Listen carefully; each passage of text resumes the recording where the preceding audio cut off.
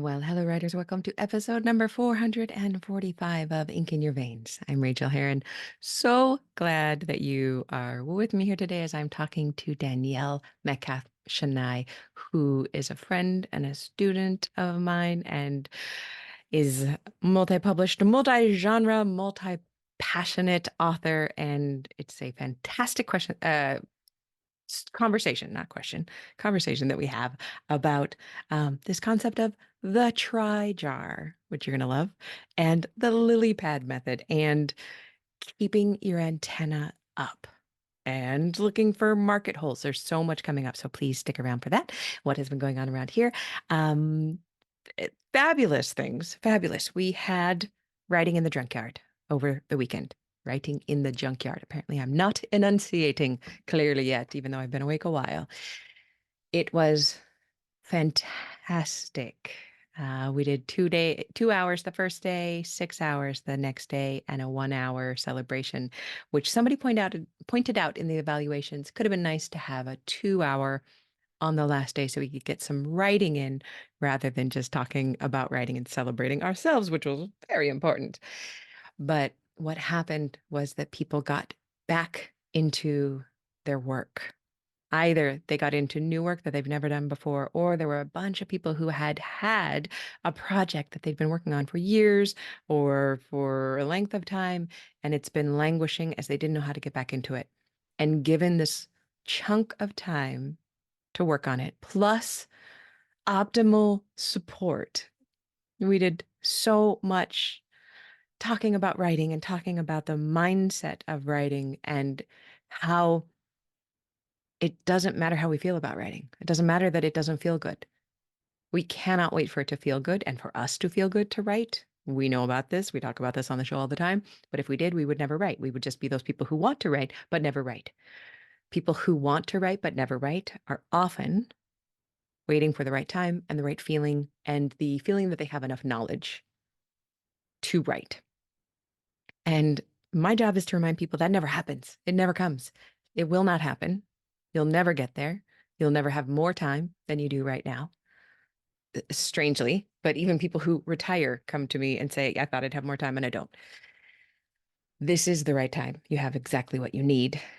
And we write in the junkyard. We do not write in the perfect ivory tower where everything looks good and feels good. We do some half-assed, substandard work that doesn't feel that great. And then we come back and do some more the next day. And over time, that just adds up into work that then we can revise and make good.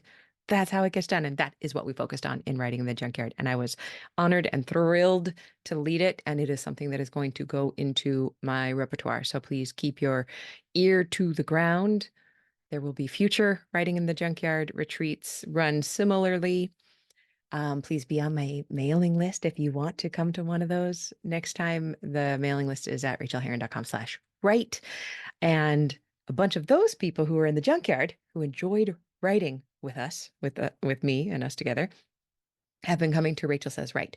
And I just wanted to remind people that Rachel Says Write has had a makeover, a total makeover. It used to be $39 a month. Now it's $2 a month on Patreon. $2 a month. I have a bunch of different times that I write.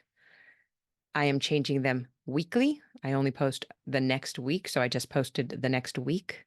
And it's normally in the afternoons and evenings US time, which means it can be hard for the UK, although I've had some early morning New Zealand ones, which do work for the UK. And it works for Australia. Australia, it would be the morning usually. They're different times, different days. They're always 2 hours long. And I would love to have you. People are really, really happy to see and feel the work that they get done in Rachel Says Right. When we're not looking at Zoom, we're on Zoom and we're working together, but we're still alone, but we're not alone. So if you are interested in doing that, come join patreon.com/Rachel. It's the $2 level. And I recommend it. I recommend it. What else is going on? I am writing the essay for the end of Seven Miracles. It's the author essay. And so far, so good. I have been surprised the way that it has gone. It just went a total different direction this morning in Rachel Says Right. And I just followed it. And I think it's going to be lovely. It might even be this month's Patreon essay because I make the rules and I could do that if I get it done in time. And that's been great to work on. Still continuing to work apace on the editing for Unstuck audio. That's the last thing that's coming. Oh, we have a launch party for Unstuck, and we're going to be talking about packing light. That, if you are a Kickstarter, just keep your eye on the updates. It is on Monday in the United States, 5 p.m. Pacific, and that's June 3rd, 2024. And that'll be an hour on Zoom. And I'm really looking forward to doing that.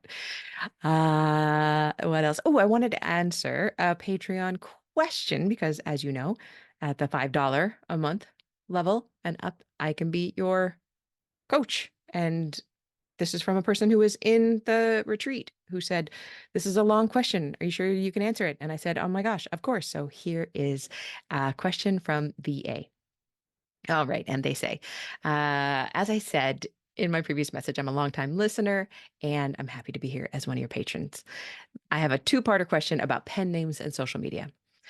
I've been working on what you would define as the book of my heart for over 2 years now, and I'm finally getting it close to publication ready. One of my struggles with it is what name to publish it under. My name, gender, and physical appearance does not fit the very specific and grungy, raw aesthetic of the book at all, and I know it will take away the seriousness and credibility of my main character, who's a very punk rock male, and everything that the book entails. I don't want my gender identity and my extremely feminine name that I love to ruin the chances of the book being taken seriously. I'm also in an unusual position where I'm the only person who has my exact name. I live in the US, and when my grandpa's family came from their native Slovakia, they shortened their last name into one that literally no one but my immediate family has. It sounds similar to some other last names, but the name itself is very unique. If someone types in my full name, everything about me comes up. That leads into how I have an established career as a nonfiction content writer and worked in elementary school settings. There are some very raw, heavy, and maybe even controversial themes in this book, and I can easily see it joining the ranks of other banned books, especially considering that it has an openly gay main character and tackles some of the hard to look at topics that many people would rather ignore. I don't know what to do about my name and how to associate with myself with this book in a way that will ensure it's taken seriously and that it won't be directly linked to who I am and potentially harm my reputation and professionalism. It's also made running a social media account on Instagram for it extremely challenging. On the existing account, I set my pronouns as they, them, and deliberately choose photos of myself that don't show my face or any of my features. I decided to stop using the account and leave it up and idle because I feel so deeply uncomfortable with the idea that someone might accuse me of pretending to be non binary, which I'm not. Being authentic means the world to me, but I'm not able to do that in the position I'm in, and it's disheartening and frustrating. I'd love to find a way to make that social media account an extension of the book, almost like a living, interactive art, if that makes sense, because I really miss having a community of writers and the chance to get the word out about this very important book that I think could absolutely stand a chance at being picked up by a traditional publisher. What I'm picturing is kind of like what Daniel Handler did with Lemony Snicket's persona in his series of Unfortunate Events series. I've talked to all my closest friends and my weekly writing accountability partner about these both extensively and still haven't been able to come up with a solution. If you have any insights or suggestions in what I should do about a pen name and the Instagram social media accounts, I'd really, really appreciate them because this inability to move forwards and very real risks of screwing up are breaking my heart and cutting into my abilities to finish the third draft's revision. Okay. I love this question. Thank you so much for asking it, VA. You say here, first of all, congratulations on being on your third draft. That's incredible. All right. You say here that you would like to move toward being picked up by a traditional publisher, which will mean querying. And querying, when we query, we do have to query under our real names, and publishers have to hire us under our real names because if you get an agent and if they sell to a traditional publisher, they will want to pay you your advance, which is great. And that money has to go to a real person with a real, if in the United States, a real social security number. So those people will respect your anonymity and will never break it if you ask them not to. But they do need to know it. So we can't query under pen names. So What that means is that you, and this is not a cop out, I promise. There's a point to this. You have plenty of time. You do not need to be doing any social media. You do not need to be building social media. I will put a link in the show notes to a post. I think I referenced it recently on the show here, but a post by Jane Friedman that came out recently, and where she said everything that I've always said, which is um, for debut authors, traditional publishers are not looking at or for large social media accounts of any kind. It does not help you get sold. That is not what they're looking for. They know that debut authors are not going to have thousands of followers. It takes years and years and years to build up 4,000 or 5,000 followers, and that's not impressive to them.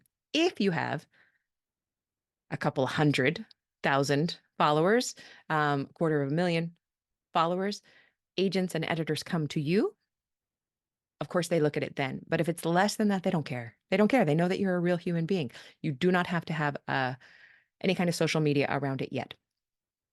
And I would say that in working with an agent and with an editor at a traditional publishing house, the book will change. The book might change a lot because you're going to be doing a lot of editing with those people. That's just what happens. And it would be problematic if you'd been doing social media about the book, but then the book isn't the book that comes out. It has changed in some beautiful ways that you could never have seen coming before you worked with these people.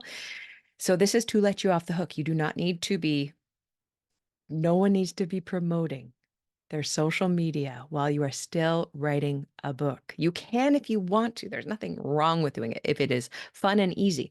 But it sounds like it's neither fun nor easy. I do appreciate your not wanting to claim being non-binary or a gender that you're not.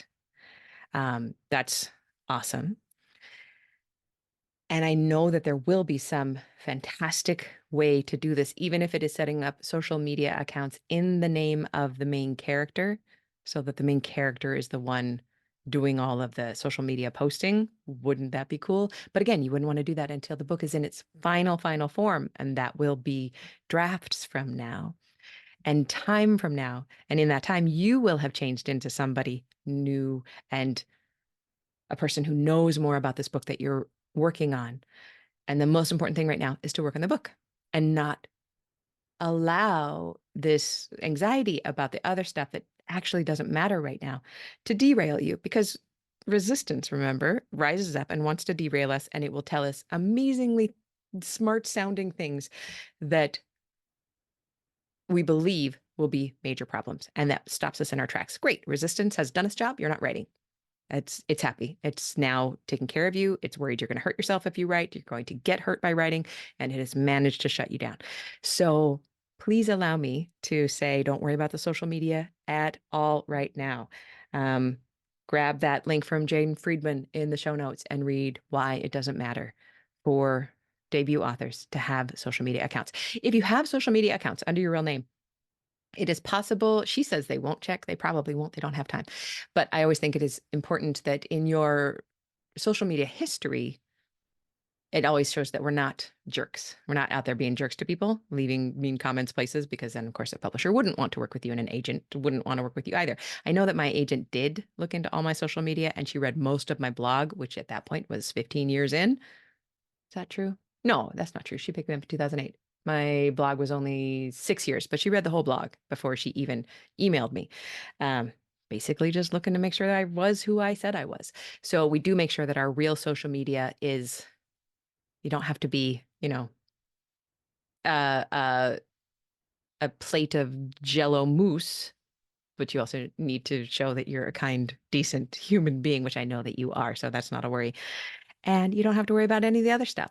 That is what, if you are aiming for, if you're planning to try to go traditionally published route, then you will have assistance through all the social media navigation. They will have very strong opinions about the name you publish under. They are the ones who will pick the title of the book. You will have some say into that, but not usually a lot of say. So don't worry about any of that right now. Just focus on the book. And this goes for all of you who, and I am one of you, I let anxieties about the future that I can't affect or control right now keep me from the writing. And the writing is the most important thing to do. Just a little bit more writing, a little bit more revision. Every day that we have as a writing day, we show up and we do the work and we continue to move forward. So thank you for asking this beautiful question. Thank you for being in the Writing in the Junkyard retreat, VA. It was a delight to have you. And now let's get into the interview with Danielle. Danielle Metcalfe-Chenail is a multi-genre and multi-passionate author, writing coach, editor, and storyteller. She's probably best known for her inclusive aviation histories and picture books, but she's also working on memoir and book club fiction. She loves getting lost in research, traveling, and going on adventures with her little family. It makes it all the sweeter when she's reading Fireside or Seaside in her Nova Scotia, Canada home. Here we go with the interview. Thank you all for being here. Please come join us at Rachel Says Right if you want to, and we will talk to you soon. Well, I could not be more pleased to welcome to the show my friend. Will you please share your name and your pronouns with us? Yes, my name is Danielle Metcalfe-Chenail, and I'm she, her. Danielle, it is a thrill to have you here. We have been trying to get you here for a while. And I'm so happy because you are a writer who publishes. You are a student of mine. You have been working on an incredible memoir. You have your hands in all sorts of different places in terms of writing, which, as you know, I love. But let's first look at how you get it done, because you know we love to talk about that on here. You have kids, you have a life, you had where does it happen? How does it happen? Well, I'm recording here in my home office, and this is where I would like to say the magic happens, but sometimes it's not so magical. But I've only lived here for a few years now. It's Nova Mhm. Scotia in Canada, and I've been writing and publishing books for 15 years somehow. So that Amazing. has taken me to a few different places, and I have definitely noticed that if I have an office with a door that closes, especially since having kids, that is so important to me. I tried to write in an office space in our old home in Houston, Texas, that had bright red walls and no door, and I couldn't. It actually just, I was just, yeah, I was miserable. But you know, the ideal for me before kids, before life kind of got a little nuts, is I would be up at 5 in the morning with my first cup of coffee at the table before anybody else was awake. And even now, if I get a good night's sleep and I'm on deadline, I mean, sometimes you will catch me at 3:30 in the morning in this kind of weird manic phase for multiple weeks, just getting it done before the day crashes down on me. Yeah. Oh, there's something so beautiful and magical about those dark hours in the morning, and they are not for everybody. We understand that. But for those of us who do get work done during those hours, there that is it feels so, so good. So you said that was the old ideal. What does ideal look like, where it fits in your life right now? Because one thing I really admire about you is that you just keep doing the work. You say things like, I can't do the work, I'm not gonna do the work, and then you just do the work. You just show up and do it. So what does ideal look like now? Well, now reality, it looks like, Ideal is reality. I knew you were yeah, gonna go there. and Yeah. having some flexibility. And I know you talk about having a toolbox and reaching into that toolbox. And one of the things I realized I had to do is once I got the kids off for the day to school and daycare, I try and go for a walk to clear my head. And when I sit down at my desk, I use earbuds. Hmm. Yes. There's a physical act of putting them in, and I also need to write with some kind of white noise or classical music, no words. Mm, I light me a too. candle at my desk. I Mm. do a little bit of woo-woo ritual intention setting just the last few years, and that really helps me to center and drop in. Do you have any exit routines? And I ask because I have a lot of entrance routines, and then my exit routine is like usually, oh, I have to pee, and I'm done. That's it. Well, I'm just laughing so hard because that's exactly what jumped into my mind was, yeah, usually I'm so into my work, I'm in the flow for an hour, hour and a half, and then Yeah. it's like, oh God, the coffee's hit my bladder. It's a routine. It's a ritual. Yeah. And you were talking about the memoir that I've been working on, and you just had your memoir unstuck. Both of us sometimes work in heavier material and emotional stuff. And I am trying to be more intentional about having an exit routine.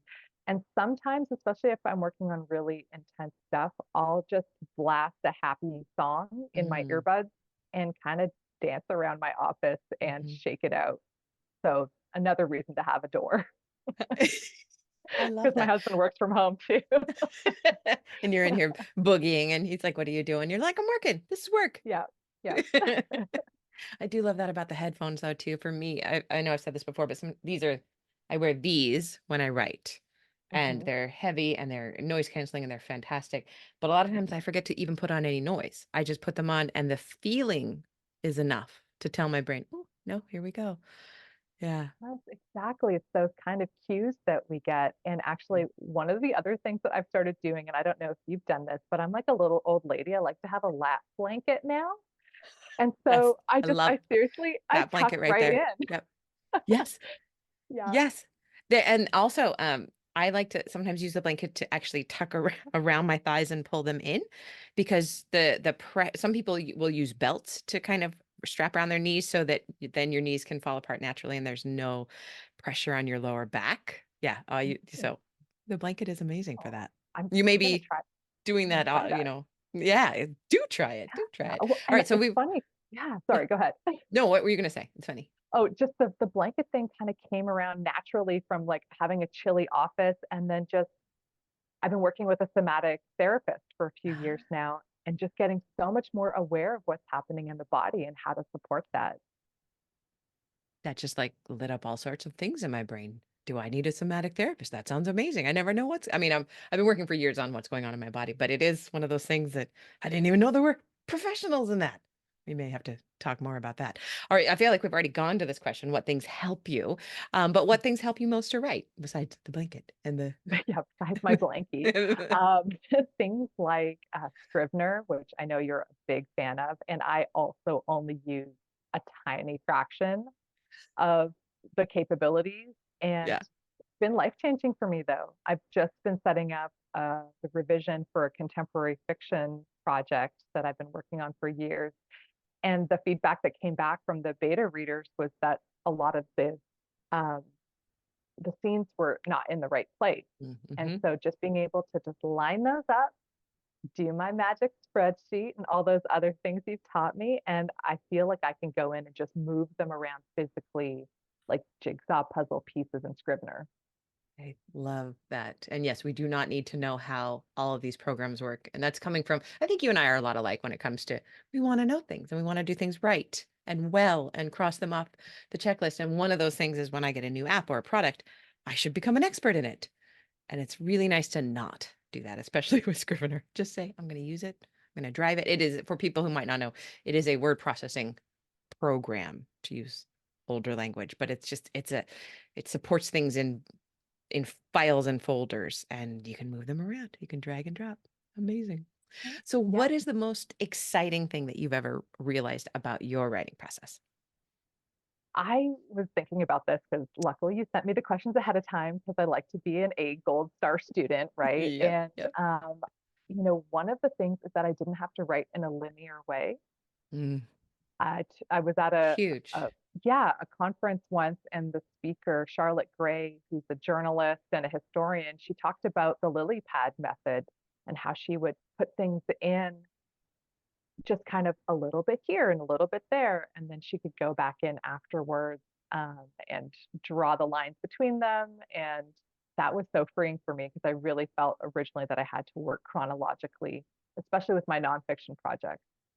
We were just talking about this briefly yesterday, and Rachel says, right. I think about it so much because I think it also ties into that A+ student that we need to be. We're not allowed to jump around and do the fun stuff, or it may come from puritanical a culture that says you got to do the hard work and then you can have dessert. You can do the fun stuff. And when we're doing the lily pad or moving around, we're going to what interests us and to what excites us the most. And there's a lot of us whose brains say no, you can't do that. But when we do, you're giving yourself so many huge rewards. You're having fun here. And now I'm having fun. And I was thinking about that. And that made me think about this. I'm going to go work on that. So is that how you work now? Or is it something that Yeah. you go to when you, for me, I don't work that way, but I go to it when I panic. I'm like, oh yeah, I could do that. I allow myself. So that's just one of the tools in your Yeah. toolbox. Yeah. And it's funny because I feel like it really depends on what part of the process I'm in, Mm, what project. I'm starting to allow myself that grace to say, let's try something new. This is something that I am stuck on and, mm. a kind of a theme of yours lately. Yes. And yeah, and so sometimes it's handwriting things, sometimes it's going back into the research in kind of a methodical way, but then I have really been exploring the woo-woo intuitive side of things more the last few years, and sometimes that magical thinking or actual channeling, I'm not really sure Yeah. which, gets me through those hurdles. That just, I get so excited about that kind of thing. What part of writing do you struggle with the most? Well, this is connected to what we've been talking about with the perfectionism and everything. I still haven't done the Clifton Strengths. Maybe I'll get that for my birthday next month. But it's that feeling of if I start something, I want there to be a deliverable. I want there to be a Mm, product. So if I'm going to put the effort in, I want to get a contract and see it in print. And like when I'm cooking, I like a recipe. I like to know that those muffins are going to taste right. Um, yeah. so trying to let myself play and allow that messiness, that you see in like the Magic School Bus and Brene Brown, they talk about it's, mess is good when you're being creative and things have to get messy before they make sense. What does it feel like to you when they are messy and you haven't remembered to embrace it? Hmm. You sure you're not my therapist? I How does am that now a make you somatic therapist. feel? I pretty much know everything about it. Yes. Oh my gosh. I mean, I just get so cranky. Yeah. That sounded like That a was laugh of that was the laugh recognition. of recognition. That was absolute because I was actually curious like how it would feel to you and I didn't realize that your answer is my answer that I'm just low level. It's not fury, low level just grumpiness. Yeah. Just Yeah. angst. Yes. Yes. Angst as well. And actually, that's one of the things that's driven me to be a hybrid author because I do have a literary agent and Mhm. I'm on my third one. But sometimes you put your books out on submission and nobody picks them up, Yeah. Yep. or it takes Something that forever. we don't talk about that much. We don't, Yeah. and I was just talking with some friends and clients about how the goalposts keep moving. And so when you're pre-published, getting that agent or getting that publisher is everything. And then when you've been at it for 15 years, then you're a little bit like grizzled and hard. You're just like, so for me, for just knowing that I have the opportunity to do crowdfunding, to do Yes. self-publishing, that helps to take some of the pressure off as well. It's so liberating. It allows us to take that deep breath and say, what do I really want? Really, really want. Okay, gorgeous. Mhm. Can you share a craft tip of any sort with us? Ooh, okay. So you had some good questions around idea generation, and because I work in nonfiction and fiction spaces for Mm, adults and kids, and I've got my fingers on a lot of pies. Um, I learned as a freelance writer when I was doing some journalism and stuff back in the day to always keep your antenna up. And that mm, practice has really served me well because I have a master's in history and I was in this kind of academic stream. And when I started in freelance writing, I was like, where do people get their ideas? And then once I started practicing and just kind of keeping my spirit and my head, open to any possibility, it's amazing what you'll notice. Um, and so the old things always have your notes app or your little notebook with you to jot things down. yeah. And also, I always look for market holes and spin-off opportunities. And so in our writing Slack channel from your class, there's a couple of other folks that I've been writing with very consistently last few months, and they keep calling me the hustler because I started researching one historical fiction book for kids, and then I realized there was no picture book or middle grade nonfiction book about it. And so now I'm writing 3 books on the topic. That's so And I awesome. have and I have a publisher that's considering my sample and outline for the nonfiction book. So Danielle, that is so great. Oh my gosh, just because your antenna are up and you are looking for that.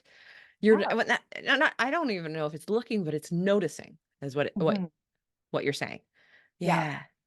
Yeah. But Oh, somehow I just have to fit 3 more books into my schedule for the year or maybe into next year. I relate so much. That is Yeah. wonderful. All right, so how about a mindset tip? Ooh, mindset. One thing my friend and I started doing a couple of years ago is a try jar. So a literal little Love jar, this. Uh-huh. just a glass jar I happen to have, and just trying to have as many little slips of paper in there, or a shell or a rock or something to symbolize anytime we submitted to a publication, an agent, a conference, a speaking engagement. Um, and so then it became not about the product or the achievement, Mhm. but about the trying. About the trying and about the moment that you will put the slip of paper or the rock into the jar, and that gives you the reward. It's like gold stars, but gold stars are 2D, and this is really truly 3D, and you Yeah, can watch it growing. That is gorgeous. I mean, I've never heard of that. Did you all come up with that yourselves? I can't even remember where it Yeah. came up, you know. Again, sometimes things just drop in from the universe or you hear it on Oh, a podcast and yeah. I feel like I don't have my citations down properly for this, but No, thank you. I, I absolutely love it. I think I've talked on this show about having, I have a God box, which, I don't really believe in a God with a capital G, but higher power box where I put the slips of paper inside with things that I cannot figure out. I cannot fix, I cannot handle, and Hmm. I hand it over. And just the act of putting the thing that I cannot fix into a box and saying, okay, it's not my job. I gave it to somebody Yeah. else. I kicked it up the chain of Yep. command. Hmm. Um, and the try jar reminds me of that, in that then you're not looking for the outcome, you're looking for this action. The action is what is the beautiful part of doing the try. And you still use it, eh? I do, yes. And sometimes it'll be like little phrase as well, because that's something else Yes. I really forget to do in my day to day. I'm always going for the next thing. And I think so often, what do they say, that we're hardwired for the negative? We And so it literally takes are. Yeah. how It's many, like 20 or 30 or more. positive Yeah. statements? Yeah. Yeah. To cancel out the one that we will remember forever. Yeah. Yeah. Yeah. Exactly. So, and I guess so the try jar is a very tactile thing, and I've heard Yeah. other people say that they will do um, they call like a submission, like they're trying to get 100 rejections in a year. Yes. Like they set Yes. themselves this kind of funny goal because it means they're trying. It means they're working. Rejections Mhm. mean you're working. That's why we celebrate them. This is Yep. awesome. Thank you for that. All right, I'm going to sneak in this new question that I might start sneaking in more often Yeah. because, as you know, we have been talking recently a lot about unstuck, getting unstuck, being unstuck. Um, have you ever gotten yourself into a place that you wanted to be, and you tried to get there, and then you look down and you figure, oh no, I'm stuck. How do I get out of this? Oh, constantly. And I have been obsessed with this series that you're doing on the podcast with all of the stories about people getting themselves stuck and unstuck. And I can't wait for your memoir. And this is the Thank Kickstarter. you. Anyway, I'm just obsessed. But I would say the first big one was my quarter life crisis Mm, after or during graduate school. I thought I was going to get my PhD and become a professor and an academic and everything. And I had a miserable graduate school experience. And I still remember I was living in Vancouver, British Columbia, and it was the spring. It was this time of year, and there's this beautiful rose garden on the campus, and it was a gorgeous sunny day, which if you know Vancouver, it's like Seattle. It's an abusive Yeah. relationship. For multiple months, it just is rainy and miserable. And then here it's like this gorgeous blue sky day. And I was just bawling because I'm standing there thinking I had this whole plan for my life and it's making me absolutely miserable. Mm. And so I actually did a bit of soul searching, but what I kept coming back to was the writing and that I always had ink in my veins. Oh, see what I Oh, did there? lovely. You just connected that question the moment you knew you had ink in your veins. Yes. And I knew from a young age, I mean, I was publishing in magazines and newspapers from the age of 12 in our, the school papers and things like that. Yeah. I was just the second I saw a byline and got a check for my writing, I was sunk. Yeah. And so I circled back to that and I was able to get my husband's family to commission a book about their aviation business and that became my first book 15 years ago. How cool is that? And not your last book in the aviation industry either. That Yeah, that's it kicked off this uh whole, path for me that I never would have expected. I feel like but it's so important what you said about, being in the garden and in Vancouver and having that crisis because that crisis I think a lot of times isn't noticed and you were young enough it would have been easy for you to say, I feel terrible. This is awful. I hate this. But this is what grown-ups do, and I'm just going to keep doing it. And you didn't. You allowed the question to arise, well, what if I wasn't that kind of grown up? What if I did something else? What if I changed? And that is a beautiful story. And that's literally why we're talking today, why we know each other, because of that Yeah. moment. Ooh, that just gave me goosebumps. Oh, That me too. ripple from that one decision. Yeah. Wow. Yeah. And that decision allowed me to meet so many fantastic people and interview them and travel all over Canada doing research and yeah, Book it's tours bonkers. and Yeah. yeah. Oh, my word. I love all of this. Okay. May I ask, what is the kindest thing you've ever done for yourself as a writer? Well, I know you're a big fan of these retreats. I am. Yes. And I am so overdue for one. I can just feel it. I'm so itchy for one. And Mm, just having that space for a couple of days. And I will say, sort of the kindness within the kindness, because I used to go on retreats and think I have to finish 20,000 words and all this revision and yeah. everything. And the ones where I finally said, I can just be, I can watch movies, go for a walk, rest, cry, Read. Yes. read. Journal. Yes. Yeah. Yeah. There was one that I did my son's baby book at. Um, Oh, like that's so his cute. scrapbook because he was Yeah. like 2.5 and I still hadn't done it. And I still haven't done one for my daughter and she's almost 4. So maybe I should do that on my next retreat. It's the refilling the well time. And yeah, there are a lot of people who, I mean, and that might work for them. The retreats where they go and bang out a million words and do all the hard work that they can't do any other time. But for Yeah. me, it's the time to remember that I get to treat myself so kindly and Mhm. so gently and probably get some work done. But, whatever. The real work is the rest and the reading and the refilling. I Yeah. love that answer. Okay, It's can yeah, I we? think Oh, yeah, go on. oh sorry, I was just gonna say I think you and Sasha Black said that once that you like this is your job. Your job is to be the best at resting. Then I can do it. Yeah. I got that from my wife who will, when I'm battling a migraine or something, she'll come in and I'll say, I should be working. And she goes, you have one job and you better do it well. I don't know if you can. Can you? Can you rest? She's no dummy. Nope. What works for 4-year-olds works for us. Exactly. That's so true. I wonder if the more highly, tightly wound of us perhaps, like, I don't know if treating my wife like a 4-year-old would really work, but it does for me. I want a gold star and then some Play-Doh. Mhm. Yes. Yep. All right. Will you please tell us about the best book that you read recently? What? And it's so Can't funny. wait. I had to prepare for this because I remember you saying once, I have read all the books, and then as soon as someone asks me what I've read, It's they gone. go all, they're all gone. I've never read a book Um, before. Yeah. oh my gosh, I know. And so I've been on a rom-com kick, a Ooh, contemporary tell. romance kick for the last few years, and Mhm. but I'm quite selective.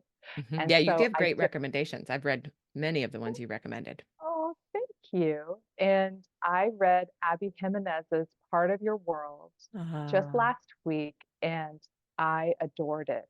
And I think I'm really drawn to rom-coms that, or contemporary romance that has those deeper themes and really explores some tough things, but it's in a light way, and you know there's going to be a happy ending, or at least a happy ending for now. Mm-hmm.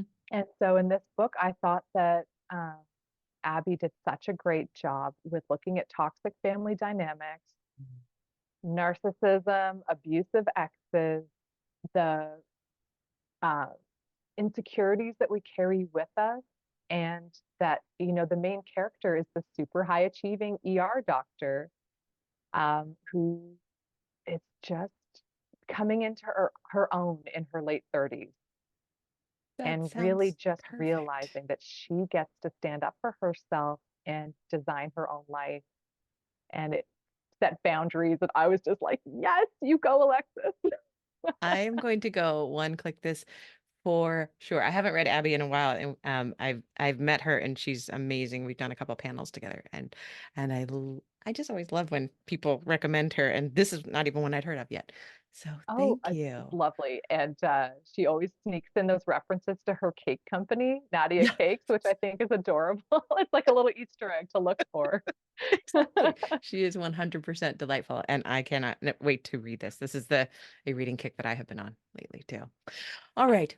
Can you please tell us about maybe your last couple of books? What have you been tell us about your books that are out there and where can we Like find you all of it? my little book.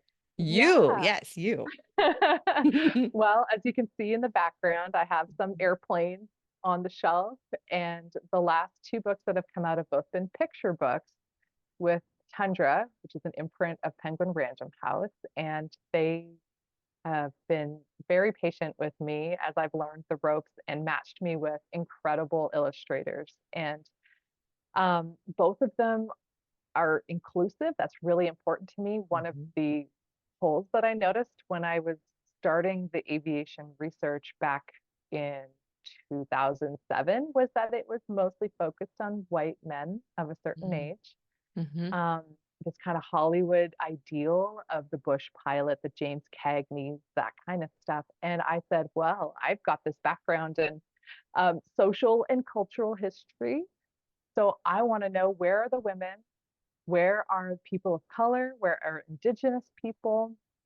And I've been so lucky to connect with different folks like Elise, who is from Elise the Aviator, Dr. Elise B. Kennedy, and Fred Carmichael, my co-author for Freddie the Flyer. And so the trust that they have shown me to help tell their stories in these books, and just the adventures that we've gone on together, have been incredible. And so next week, I actually get to go on Canadian Children's Book Week on tour to Cape Breton, Oh, which is a small island just off oh of Nova yes. Scotia here. I'm a fan of the music. Yes. Yes, Yeah. yes, so much good Celtic music. Hmm. And just getting out to connect with kids and to encourage them to dream big, look for the helpers and the mentors in their lives, and recognize that we all have these unique gifts. It's been really inspiring to me. I know it's such a cliche, but I come out of It's those sessions just amazed at their energy and their enthusiasm. it's inspiring to you, yes, but you're also changing their lives. I distinctly remember it must have been fourth grade, and a writer came to talk to our school, and he had written a Holocaust novel, and I just remember I remember reading the book and loving it, but I just remember seeing a writer I'd never seen. a writer before. And there will be writers in those kids that you are talking to who are seeing a real writer for the very first time and thinking, oh, that is something that someone can do, that, or just art in general. This person is doing what what they love to do. And they're here to talk to me about not only the aviation industry and all of this, but doing their art. And how cool is that? Thanks. And I'm so excited that you got to meet somebody when you were probably what, about 9 or 10 years old, Yeah, because I don't feel like I made the connection between a real person writing the books that I read until I was almost a teenager. yeah, me too. It had taken a long time. I think I made it just before with Madeline L'Engle because I wrote her a letter and she wrote back, Oh, it was a form letter, but she scrawled on the top like, you should be a writer or something like that, and I don't have it anymore. I lost it many years ago.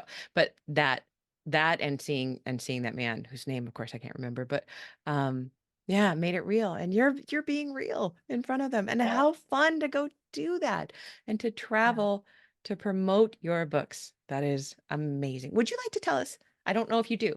And if you don't want to, that's fine too. Would you like to tell us about the memoir that you're writing? I can a little bit. So it's funny. Sometimes people are like, "What are you working on?" I'm like, "How much time do you have?" Exactly. Give us the 30,000 foot, very, very small log line because I'm Yeah. obsessed So by it. that one is it's basically a quest narrative of a settler, a white historian who goes searching for the history and legacy of Canada's largest Indian hospital. It was in the city Edmonton where I used to live. And then along the way, I realized that there's a lot that I need to work on in myself to understand the colonial processes that we're seeing on the grand scale, but that really do happen in every relationship and in every family dynamic. So it's been about 10 years off and on that I've been researching and working on this book. And speaking of getting unstuck, it was your revision class last year and that machete of fire that you introduced me to that helped me to shape this into something that I am now going to be able to send to a developmental editor in the next couple of months. I'm so happy to hear that. And I did not pay Danielle to say that. But thank you. I I appreciate want my I 10%. appreciate Come on. exactly your commission. Where can we find you online? People can come find me on my website, www.daniellemc.com. And Oh, from that's good. there, you can come and find me on some different social media and we can connect and chat and go forward together on this wild writing adventure. Perfect. Also, I just want to point out great URL. Danielle MC is easy to find and spell. Metcalfe-Chenail is a beautiful name, but not as easy Yeah. to spell just from being Yeah. heard. That's well done. You're doing everything Yeah. so well. I'm just so happy Oh my to be gosh. I to know you and feel to like work with I'm you. bumbling So, along most of the yeah, time. That's really kind of you to we say. all do. We all feel like we're bumbling along, and that's all any of us do. And every once in a while we get to bumble into each other, and that's when beautiful, gorgeous things happen like this very moment. So, Beautiful bumbling. that's my next band name. Thank you, Danielle. It has Oh, been a treat. oh, always. I cannot wait for the next class in a couple of weeks.